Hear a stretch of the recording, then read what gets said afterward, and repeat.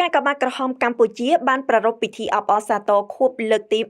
162ទិវាពិភពលោកការកបាក់ក្រហមនិងអត្តច័ន្ទក្រហម8ឧសភាឆ្នាំ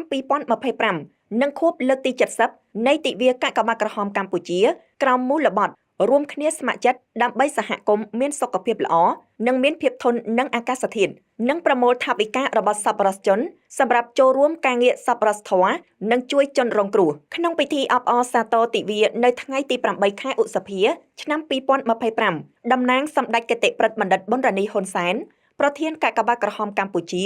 លោកជំទាវបណ្ឌិតពេជ្រច័ន្ទមនីអនុប្រធានអចិន្ត្រៃយ៍បានមានប្រសាសន៍ថាសម្រាប់មូលនិធិដែលចូលជាមួយកាកបាទក្រហមកម្ពុជាគឺអាចបំពេញជាជំនួយការឲ្យអាជ្ញាធរសាធារណៈនៅវិស័យមនុស្សធម៌បានយ៉ាងស័ក្តិសមនិងជាបន្តបន្ទាប់អាចរួមចំណែកជាមួយរាជរដ្ឋាភិបាលសម្រាប់បាននៅគោលដៅអភិវឌ្ឍដោយចីរភាពលោកជំទាវពំច័ន្ទទីនីអគ្គលេខាធិការកាកបាទក្រហមកម្ពុជាបានថ្លែងថាកាលពីឆ្នាំ2024កន្លងទៅមូលនិធិកាកបាទក្រហមកម្ពុជាបានសម្រេចសមិទ្ធផលសំខាន់ៗដូចជាការជួបសម្ដែងសម្ដាលសួរសុខទុក្ខនិងចែកអំណោយមនុស្សធម៌ទ្រង់ទ្រាយធំជូនប្រជាពលរដ្ឋងាយរងគ្រោះបំផុតចំនួនជាង1000គ្រួសារនៅក្រុងរនតាឯកដាច់ជោសែនខេត្តសៀមរាបនិង4500គ្រួសារ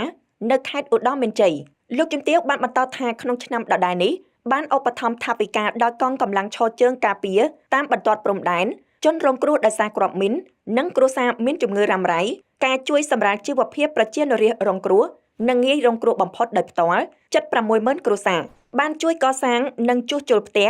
សង់បង្គន់អនាម័យតាមផ្ទះនិងសាលារៀនអណ្ដូងទឹកប្រព័ន្ធចម្រោះទឹកស្អាតនិងកន្លែងលាងដៃបានផ្ដល់មូលនិធិ$1លាន